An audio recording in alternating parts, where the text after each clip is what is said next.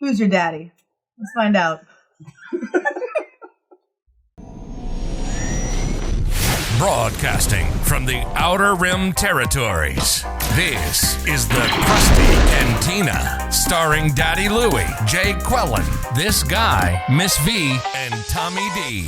Welcome to the Crusty Cantina. I am Miss V, and today we are playing the high ground. I have the high ground! I have the high ground! Let me introduce our wonderful cast of characters today. We have, to my left or right, Tommy D. Howdy, nerd. We have Jay Quellen. Hello. We have Daddy Louie, who is not your daddy. Hello, children. And then we have... I'll be Doug today. You're Doug today. Hi, y'all. Hi, Doug. Oh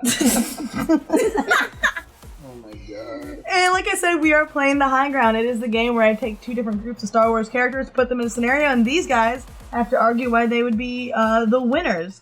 So, the scenario this time around is which duo participating as a team would be more successful in the Triwizard Tournament. So for those of you who don't know, that is a tournament that takes place in Harry Potter amongst some of the students. They are given 3 different tasks to do, and they are actually assigned a certain amount of points in each task. So the 3 tasks as follows. The first task is there is a dragon guarding its nest of eggs. And this nest of eggs is inside of like a rocky, circular pit, basically. A nice size of about a football field. And you have to go on foot. All you have is kind of what you're carrying with you. In these case of the wizards, they have their wands. So think of the characters I'm going to tell you and kind of what you see them with generally. They have to go in, they have to steal an egg and get out unharmed. If they do get burned or things like that, then they kind of lose points. The second task is their most prized possession is located at the bottom of a lake. And this lake is filled with all kinds of, monsters and mermaids and all kinds of stuff. So they have to get to the bottom of this lake with just themselves and rescue their personally, prized possession. The third one is there is a maze. At the center of this maze is the Triwizard Cup. And they have to be the first ones to get there. And this maze is filled with all kinds of different traps and monsters and things they have to get through, as well as competing directly with their competitors who are trying to take them out during this maze. May the odds be ever in your favor. So, that is the premise. So basically, fight a dragon, get to a lake, win a maze. Just dumb it down. I think they're given up to 50 points per task, and the judges kind of give them, and they're given an average of it. So, each team could complete the task, but one team only gets 20 points, one team gets 50 points. And at the end of the Triwizard Tournament, I believe it is whoever gets to the cup in the center of the maze first. The way that this one is going to go is we're going to start right off the bat. We're going to launch you into the first task. Team 1 will tell me why, what their strategy would be to win it. You tell me your strategy to win it, and I will assign a certain amount of points. Then, same thing in the second one. How would you win it? How would you win it? Points. And then the third one, how would you survive the maze? What makes you more capable of surviving all these different things as well as your fellow team members? And at the end of that, I will decide who is going to win based on a culmination of everything. So it's not just who gets there first, but a culmination of everything. So, pick a number, 1 or 2. 1. All right, so you guys have Jango Fett and Boba Fett. And I'm going to say it is, because it is father-son, we're going to go with Jango and Boba as we see them in Star Wars Episode 2. Okay, so Little Boba. Little Boba. Okay. And then so that you guys have Din Djarin and Grogu. Oh, you're fucked. I'd have said 2. And to give our audience some context on these characters, I've ripped this straight from Wikipedia. So we have Jango Fett was a famed Mandalorian human male bounty hunter and a clone template of the Grand Army of the Republic. Known as the best bounty hunter in the galaxy during the final years of the Galactic Republic, Fett was proficient in marksmanship as well as unarmed combat. The Mandalorian armor that he wore featured various weapons and gadgets, including a flamethrower, dual Westar 34 blaster pistols, and a jetpack. His personal starship was the Firespray 31 class patrol and Attack Craft Slave 1. A little bit about his son Boba. Boba was an unaltered clone of Jango, who he raised from basically birth as his son. So he has been following in his father's footsteps, learning along the way, as well as spending pretty much all of his time on not Geonosis, Kamino, kind of studying the clone troopers as they've grown up. And we also have Din Djarin and Grogu. They were made famous in the TV show The Mandalorian. Din Djarin, also known as the Mandalorian or simply Mando, was a human male Mandalorian warrior during the era of the New Republic.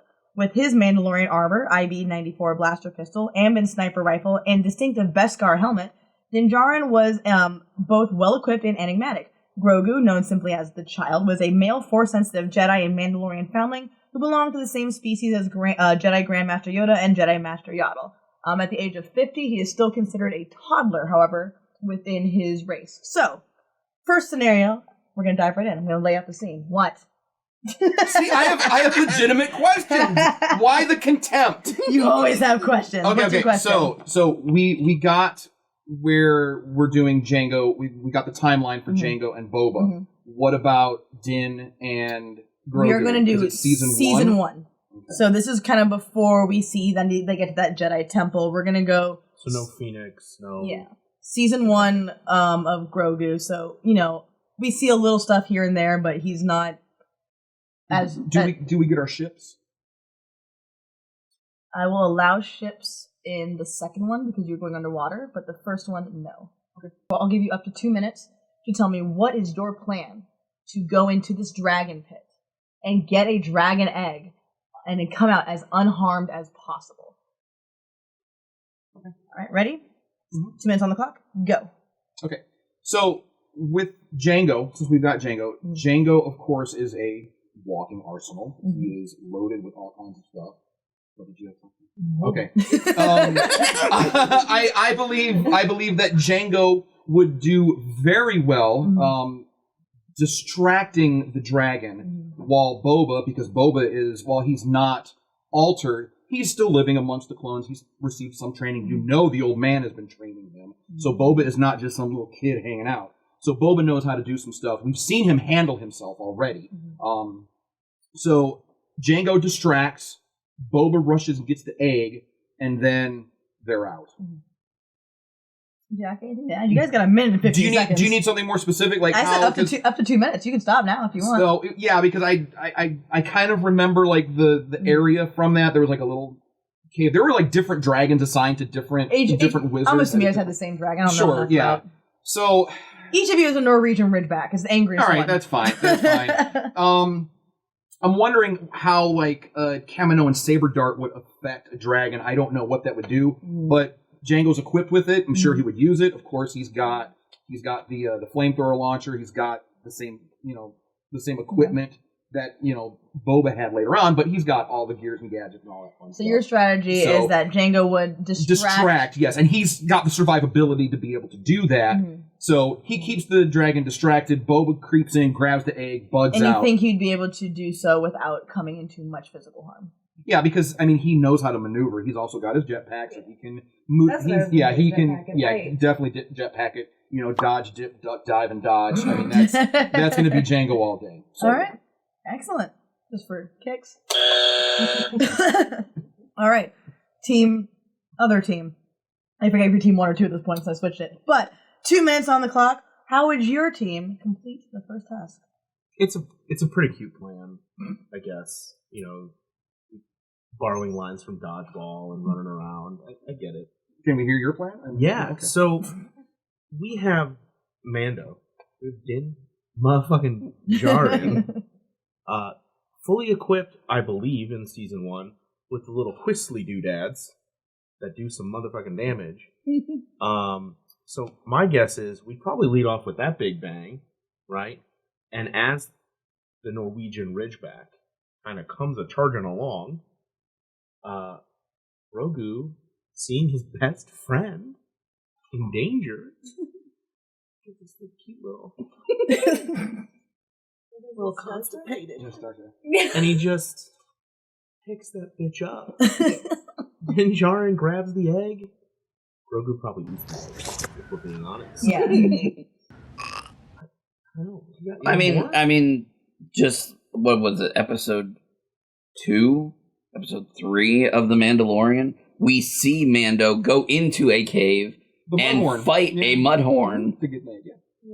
Takes the mudhorn out with the assistance of little baby Grogu, and gets an egg, and presents said egg to Jawas so that he can get his ship back. Yeah, we've already done this. Been there, done that. We're gonna take that, and didn't we take out a dragon at one point? A crate dragon as well? I mean, not alone. I mean, there was like. yeah, you're right. But we have experience against dragons too. So Django lives the life of luxury over there in Camino. It's made him soft. He sends Zam Whistle out to do his dirty work. He's a feared bounty hunter, but does he really get his hands dirty the way that Mando does? Is that how we're doing it? We're going to discredit the other team? I didn't know that we reach a certain level of executive, and you get executive dysfunction. I'm taking your scenarios in my head and playing them out. So the way that I imagine your guys' plan would go, pretty much as you said, I don't think that Django would get out completely unharmed. There is a giant fire-breathing dragon after all. He'll probably get scorched a little bit. Sure. I imagine that Boba Fett will probably fall and scrape a knee. Maybe. He's had some good training, though. But I think that your plan would probably work fairly well. As long as he can keep that distraction going. My fear would be that if that dragon does see Boba is fucked. Boba is just going to get roasted. But Django's not going to let that happen to his boy. As far as your plan is, you make some very good points. They have taken dragon-like creatures out before. My only fear is that, Grogu's still not 100% with the Force. He kind of can use it sometimes and not.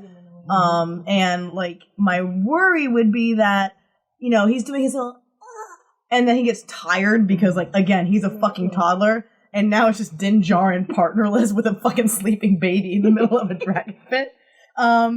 So based on how I imagine them going, I'm going to give points of 0 to 50 of how I think the judges would score. I think that Django and Boba Fett would probably get about 43, 44 points, something like that.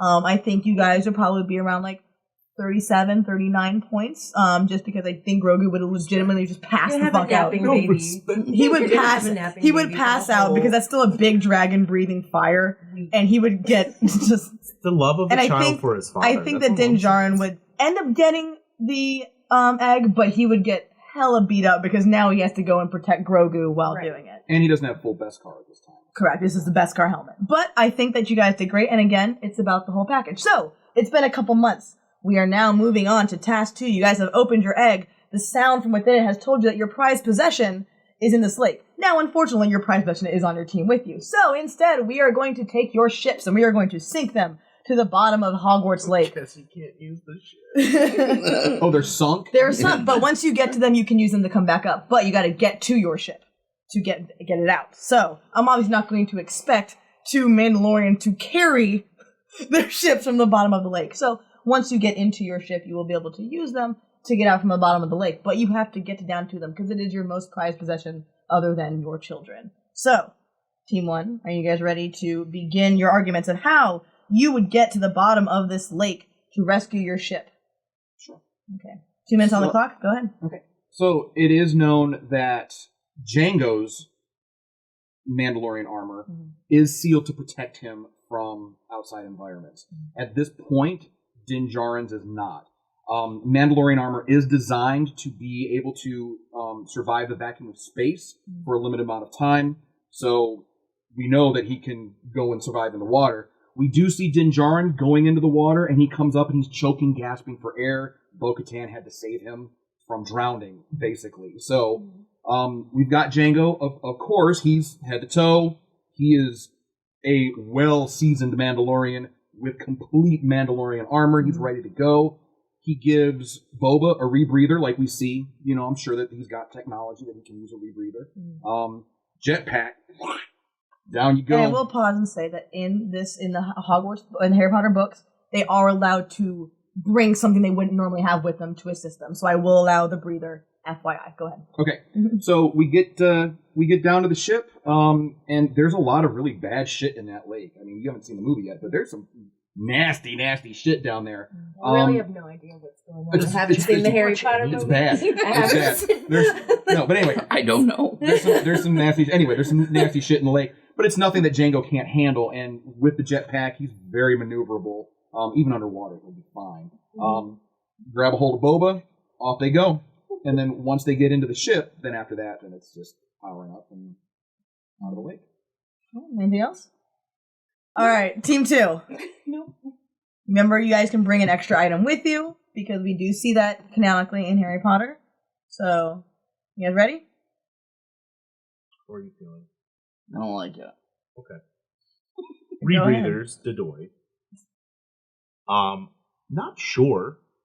Not going to say this. He'll have a rebreather just to be safe, but Yoda's fairly not Yoda. Grogu's fairly amphibious. Maybe he can breathe underwater. I'm not sure. We've never seen that. I'm not going to assume it.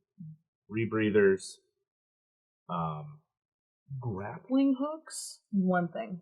No, but does he have? Does Din Djarin have a No. Does he have a rope thing? I thought he did. No, Well, we that's know that unfortunate. Boba. He has Boba a and jetpack. Jango both do. do. Boba and Until the Jango end of do. the season one. Django, I guess. Django zapped Obi-Wan Yeah. with it. Boba Yeah, and that Jango hurts do. us. Yeah. So I guess we're just swimming as you would, with like a baby Swimming. Bjorn. And Grogu's sort of just keeping a general eye out, but not knowing anything. And basically, I feel like the big moment that comes is when they get close to the ship and the mermaids are there and they're doing battle, and Grogu out of the corner of his eye sees the little silver ball on the Silver ball. the silver ball on the On shifter. the handle of the the shifter. shifter. And he unleashes whatever force ability he has until passing out to blow away the mermaids, and Din Djarin carries him into the... Grogu's connection to the force is only through his heart. Okay. Or we can go a different direction, and we get to the ship, but Din Djarin has obviously used up all the energy that he has because he's having to breathe underwater. Then he gets to the ship, but he's more drained than he normally would be. Grogu's gonna use his force healing. He's gonna transfer some of his life energy into Din Djarin to revitalize That's Din season Djarin. one. And That's give around the him- campfires. Sure, but didn't he just use the force to blow away all the mermaids? I said I was going a different direction. Different direction. Yeah. Okay, so We're just offering multiple scenarios in which we would do it better. Than you don't have to pick one scenario. It's just Well, we both have an opinion, whereas your team just has you. during the Triwizard. Jackie's never seen any movie ever. No, but you would have to choose one of those. You could talk about All right. which path you want to take. Yeah, but you would need to choose pick one. which one. Which one did you like better? Because I don't really I think I gotta get in the ship first, so I think Grogu's gonna have to blow his load early. all right. All right. We're going with Grogu blowing his load in the lake. So Grogu blows his load all over those mermaids. Okay, all right. This is definitely an interesting one. It's definitely like because they're in water, so like a lot of like those technical like lasers and blasters stuff aren't really gonna work necessarily as well. So it really is kind of be like scrappier. Yeah. This one's tough. I do think that they would, again, both be successful. The game wouldn't be fun if it wasn't. Like, nope, they'd all die. Sorry, 0 points for everyone. I think that Jango and Boba have they would definitely get there. I think that they don't have kind of like how you guys, Grogu probably could force blast. So I think that, both of them would have to be able to fight enough to get in there. The good thing is that both of them know how to pilot that ship, which is a pro. With Grogu being able to use the Force underwater, I'm assuming we can use the Force underwater, right? I don't see why not. Okay. It happens in Clone Wars. Yeah, There we go. So time. using the Force underwater, that gives them kind of a protective shield getting to the ship that Jango and Boba don't. But again, if Din Djarin gets in there and Boba's blown or Grogu's blown his load and Din Djarin's passed out, we're not going to see Grogu like waddle over to the pilot seat and just Din Djarin's not going to pass out from a brisk swim. It's really that's really deep. Harry Potter survived it, and that kid's a bitch. But he had a wand and he had a bubble around his head, so He didn't have a bubble. He had gills because he ate gilly. Oh, that's right. He had Read the books, nerd. He cheated. That's right. He cheated. I forgot about that. He brought a rebreather. He did. He did there. Based on my knowledge of Harry Potter and knowing what other characters did to get down there, I'm going to give a little bit more points to Din Djarin and Grogu. Only because one of the things, like Harry does have to defend himself against some stuff, but I'm pretty sure he uses communication with the mermaids to kind of get through. Like he relies less on fighting to be able to get through, whereas we see, I think, what's his name? I want to call him Vladimir. Crumb. We see like Crumb and Cedric and Floor relying more on fighting. It doesn't work for Floor, And it does work for them, but it's not as pretty and Sure. things like that. So I'm going to go ahead and say I'll give like 45 points to Din Djarin and Grogu and probably like 40 points to you guys. So it's close. So it's been a couple more months now. And you've been told that there is a giant maze they're going on the Quidditch pitch, and your goal is to get through. Some of the things that you will face in this maze, there is, I think, vines that like come after you. There's a sphinx that gives you a riddle where if you go through it, it's a quicker line to the Triwizard Cup. If you don't, you have to take the long way. There, at least in the movies, there's spooky wind and spooky mist. That's the worst. It's like Right? poison mist. Though, Yeah, doesn't I don't it's not know, just though. spooky, it's deadly, I believe. There is giant spiders. There's basically giant fire-breathing scorpions, essentially, are some of the stuff that we see. What about the ROUSs? Rodents of unusual size? I don't think they exist. We also have your other competitors who are in this ring with you. Skip to the end. Interesting You baited arguments me. were made. If I ended a tie, would you hate me? I think that they're going to do a Cedric and a Harry, and they're going to grab the Triwizard Cup together. And we're like, oh, cool, they won. Except they don't. And for those of you who've read Harry Potter, you know what happened next. And that is the argument that we will find on the Patroni to be our tiebreaker. For what? So I think at this point they're tied, but the Patroni... No, we have to go fight Voldemort now. He was defeated by power, no. Well, then I guess just, Jango and Boba hug it out. Yeah. So Transmuted is with our the Force. is our strategy that we let Voldemort kill Django and then Boba defeats him? The most Right. Boba comes out with a scar. You tell me how the most of your team gets out alive, whether it's one or two. So Django, let's go to Patreon to watch the rest of this. It's gonna be good. Like, subscribe, and share. Do all that, I guess. I'm not invited back after this, I don't think. And remember, if no one does anything nice for you, do something nice to yourself. And I guess we'll see you next week. Bye. Hey, poke that Circle of Nerds icon to subscribe, and ring that bell icon to get notifications whenever we post a new video. If you'd like to experience the full length and girth of our shows, full length and girth. Do I have to say that? Ugh, that's cringy. Head on over to patreon.com/Circle of Nerds for exclusive content, full episodes, and more. Thanks for watching, and stay crusty.